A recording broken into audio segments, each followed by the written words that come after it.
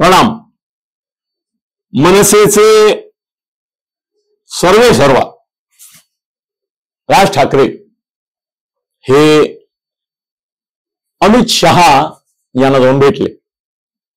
एकटेच गेले. मुलगा होता बरोबर, पण त्यांच्या डझनभर सहकाऱ्यांपैकी कोणाला त्यांना बरोबर न्यावंसं वाटलं नाही. करून खरोखरच त्या अमित शहांच्या बरोबरच्या गाठीभेटी या गुप्त अशा स्वरूपाच्या निश्चितच असणार. जर त्या केवळ पक्षीय असत्या, ज्या केवळ जागा वाटपाबाबत असत्या, जर त्या केवळ महायुतीत यायचं किंवा नाही यायचं किंवा कसं यायचं किती यायचं एवढ्या पुरत्याच मर्यादित असत्या, तर अर्थातच राज ठाकरे एरवी सभांमध्ये मिटिंग्समध्ये जसं बाळा नांदगावकर, सरदेसाई, देशपांडे या सगळ्यांना घेऊन जातात बरोबर, तसं त्यातल्या एकाला निदान त्यांच्या विश्वासाचा असा जो कोण असेल त्याला घेऊन गेले असते. पण असं राजकारणामध्ये ऑन दी रेकॉर्ड जेवढं बोलायचं असतं त्याच्या डबल ऑफ दी रेकॉर्ड बोलायचं असतं. त्यामध्ये अनेक गोष्टी असतात.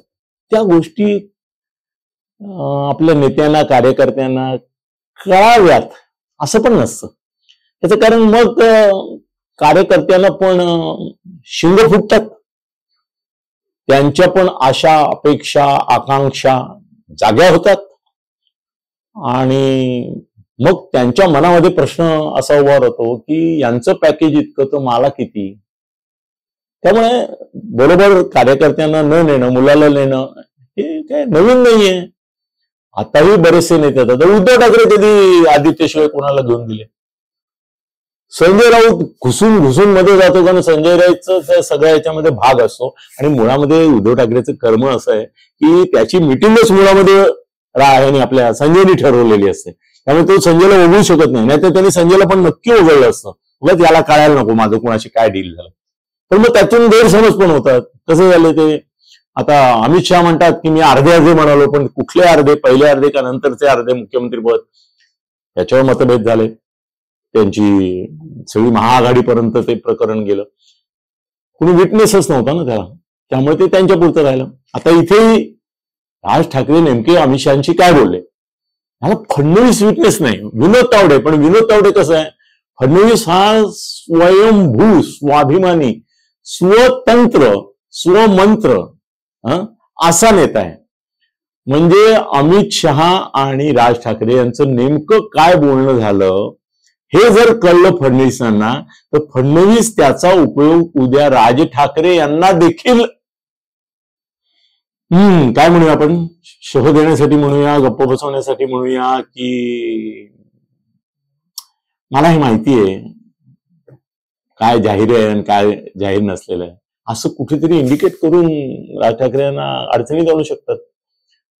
त्यामुळे त्यांनी विनोद तावडेंची निवड केली. आणि आता या पुढल्या काळामध्ये तुम्हाला हे लक्षात ठेवायला पाहिजे की महाराष्ट्राच्या जर कधी शिंद्यांना दगा द्यायचा असा निर्णय झाला भाजपचा आणि अजितदादांनाही फसवायचं असं निर्णय झाला आणि भाजपचाच मुख्यमंत्री बसवायचा असाही निर्णय झाला, तर ते काही फडणवीस नसतील, ते विनोद तावडे असतील.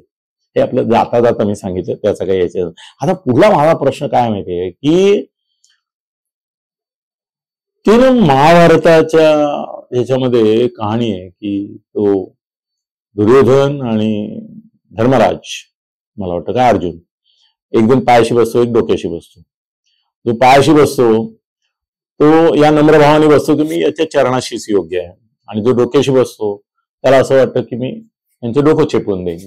पण डोकं चेपण्यापेक्षा पाय चेपणं हे राजकारणात महत्वाचं असतं. तर त्यामुळे पाय चेपणारे तो कोण, अर्जुन का धर्मराज मला आठवत नाही आता या क्षणाला, त्याला त्याने विचारलं की तुला काय पाहिजे? तुम्हाला कृष्ण मला तू पाहिजेस. ठीक आहे म्हणा. तेवढंच लक्ष गेलं तर वरती दुर्योधन उभा होता. तुला काय पाहिजे? कोणा आता त्याने तुला घेतलंय, आता मला सैन्य दे तुझं. कृष्णाची कमाल बघा काय की कौरवांच्या पार्टीमध्ये जाऊन आपलं सैन्य पांडवांकडून मारलं जाणार, खात्मा, कित्येक लाख, ते काय अक्षौणी, रोहिणी काय काय म्हणतात ना, कित्येक लाखाचं सैन्य कृष्णाला माहितीच आहे ना, तो अंतर्ज्ञानी होता. त्याला माहिती होतं की मी इकडे आलो की माझं जे सैन्य आहे लाखो लाखो लाखो लाखो जे कृष्ण भक्तीमध्ये मग्न आहे जे कृष्णाचे अनुयायी आहेत, जे कृष्णाचे समर्थक आहेत, जे कृष्णावर भक्ती करतात, प्रेम करतात, त्याच्याकरता जीव द्यायला तयार आहेत, ते त्याच्याकरता जीव द्यायला तयार आहेत, पण तो जीव घेणाऱ्यांच्या बरोबर साक्षात कृष्ण आहे. याला कृष्ण नीती म्हणतात. तर ते वाईट नाही आहे. हे सगळे नेते सध्या करतात भारतातले, मोदी शहा तर तसंच करतात. आम्ही दोघं मिळू तुमच्याकडे, त्यांच्याकडे येतील का नाही, त्यांच्याकडे येणारे असंच करतात. आता मला प्रश्न पडलाय की मनसेचे जे सैनिक आहेत ते, हा कृष्ण जरी तिकडे गेला तरी महायुती बरोबरच राहतील का? राहतील. प्रत्येक गावामध्ये मनसेची निर्मिती ही मुळामध्ये शिवसेनेमध्ये त्यांना स्थान नाही, मान नाही, सन्मान नाही, पद नाही, पैसा नाही, प्रतिष्ठा नाही, याच्यामुळे असंतुष्ट, भडकलेल्या, चिडलेल्या, रागावलेल्या, संतप्त असलेल्या आणि फ्रस्ट्रेट झालेल्या अशाच लोकांमधून निर्माण झालेली आहे.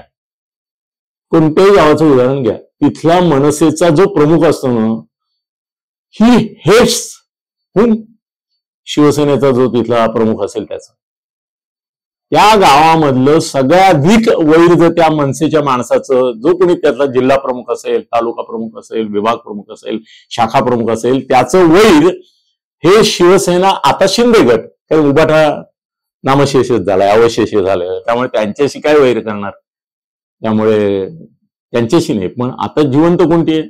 शिंदे गटाचे. मग त्यांच्याशी वैर आहे का नाही, भांडण आहे का नाही?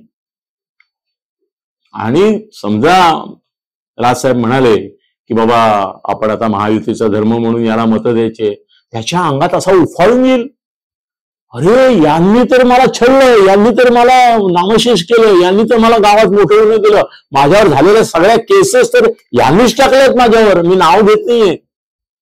कारण त्याला लगेच संदर्भ येतील, ती नावं घेतली ना की तुम्हाला लगेच कळेल, हो रे हो रे हो रे, हा माणूस कसा काय देईल, याचं तर वाटच त्यांनी केलं शिवसेना शिंदे गटाच्या माणसाने.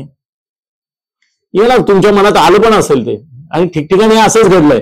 मनसेला नतमस्तक नाही ना, नष्ट करण्यासाठी सर्वाधिक प्रयत्न जर कोणत्या सेनेने केले असतील तर ते शिवसेना. आता शिंदे गटाने, शिंदे गट नव्हता ना तेव्हा देखील उबाठामध्ये राहून उबाठावाले द्वेष कोणाचा करायचे, तेव्हा उबाठा नव्हता, तेव्हा शिवसेना एकच होती. पण त्यांचे तेच ते नेते इकडे आले ना, तर तिथेही द्वेष करत होते मनसेवाल्यांचा, मनसेवाल्यांवर खटले करत होते, खंडणीचे आरोप करत होते. ज्यांनी बरबाद केलं त्यांना आबाद करण्याकरता मनसे सैनिक, मनसेचे पदाधिकारी मतं देतील का? म्हणजे राजसाहेबांचा आदेश आहे असं आपल्या लोकांनाही सांगतील जाहीरपणाने, महायुतीचा धर्म पाळायचा बरं का, कळलं का, कळलं का, कळलं ना?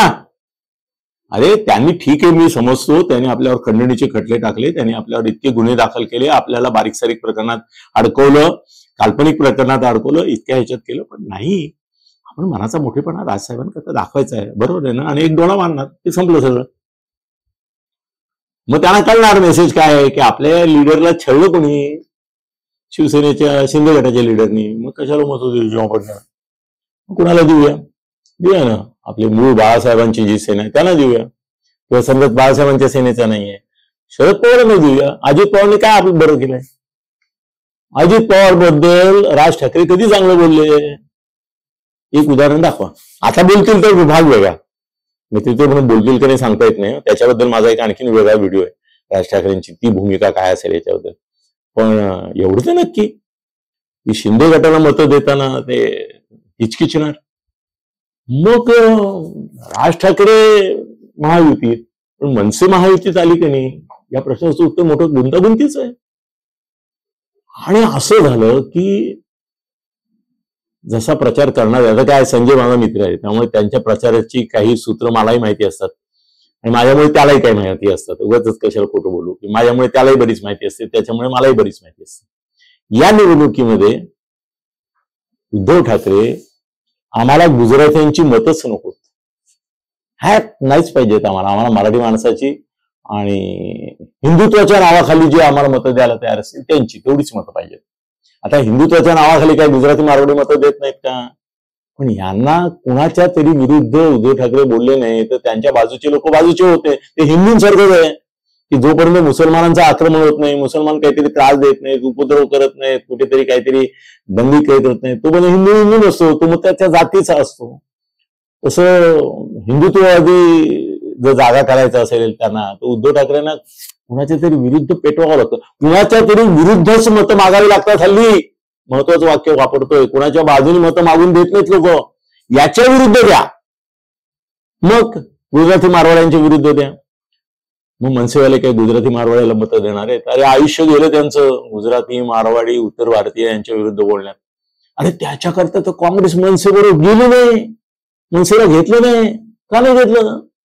ते म्हणाले उत्तर प्रदेशच्या निवडणुकीवर परिणाम होईल. आहे की नाही, आठवत आहे? आता उत्तर प्रदेशच्या निवडणुकीवर जर परिणाम होणार असेल मनसे आल्यामुळे, तर महाराष्ट्रात पण व्हायला पाहिजे की नाही. पण कसं आहे की उत्तर भारतीय आता भाजपच्या बरोबर आहेत, कारण आदित्यनाथ तिकडे आहेत, ते येणार आपल्या महाराष्ट्रामध्ये प्रचाराला, ते प्रभावित करणार. गुजराती आणि नॉर्थ महाराष्ट्रीयन किंवा साऊथ इंडियन सुद्धा हे भाजप बरोबर आहेत. आता भाजपचा जिथे उमेदवार असेल तिथे तो गुजराती असू शकतो, मारवाडी असू शकतो, उत्तर भारतीय तर आहेतच. त्यांची पण यादी, गुप्त यादी आहे ना, लोकांना माहिती आहे, तुम्हालाही माहिती असेल कदाचित, कुठलीच आहे ती, आली आहे पेपरला थोडीशी. मग आता मनसेचा उमेदवार उत्तर भारतीय भैयाला मत देणार की तिथे उभा असलेल्या उबाठाच्या मराठी माणसाला देणार? पण माझ्या माहितीनुसार उबाठाचे जवळजवळ सगळे उमेदवार मराठी असणार आहेत, सगळे. मग मनसेचा मतदार कोणाला देणार? जो कोणी आहे तो तर म्हणेल राज ठाकरे साहेब तुमचं मला मान्य आहे, पण इथे मराठी उमेदवार आहे ना, आपलं काय आहे, पहिलं काय मराठी, मग हिंदुत्व वगैरे. असं काय राज ठाकरेंनी हिंदुत्वाकरता काय फार केलं अशातली गोष्ट पण नाही, ठीक आहे, या कुणीच केलेलं नाहीये. हे सगळे फक्त मोदींच्या श्रीराम मंदिरावर जगतायत. बाकी यांनी काही उठून काही केलं असं नाही. थोडे कारसेवक आहेत, त्यांचे काहीतरी येतात मध्ये मध्ये नावं बिवं. तर मनसे इकडे आली असं होईल की नाही मला शंका आहे. त्यामुळे स्थानिक मनसे सैनिक आणि मतदार कुणासोबत हा प्रसंग आपण लक्षात घेतला पाहिजे.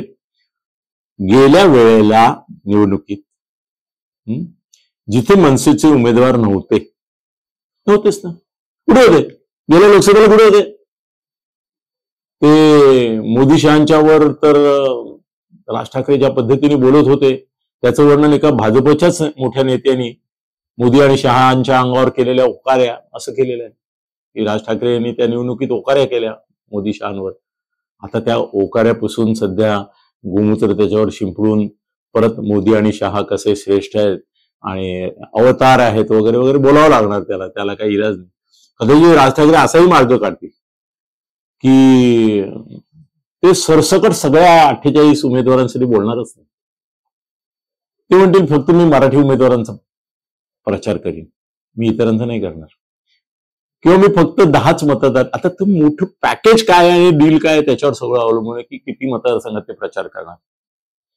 कारण खर्च करावा लागतो ना.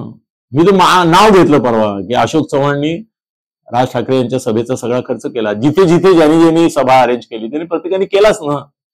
ते आपलेच मित्र असतात, ते सांगतात इतके करोड खर्च करावा लागला, करतात. मग ते किती ठिकाणी करतील? बरं, त्यांनी केलेल्या एरियात त्यांचा प्रभाव पाहिजे ना बाबा. आता नाशिकची जागा त्यांना देण्याबद्दल चर्चा होत असताना काल एबीपी माझावर ते सांगत होते की 35 नगरसेवक निवडून आले. या क्षणी त्यातली 2 सुद्धा त्यांच्या बरोबर नाही, 33 गेले. मुंबईत 7 आले, एकच राहिला होता, तोही गेला परवा. मग ताकद म्हणजे असते तरी काय? तुमचे प्रतिनिधी नाहीत, तुमचे लोकप्रतिनिधी नाहीत, एकच आमदार राजू, तो स्वतःच्या बळावर कधी निवडून येऊ शकतो, त्याला काय कोणाची पाठिंब्याची गरजच नाहीये.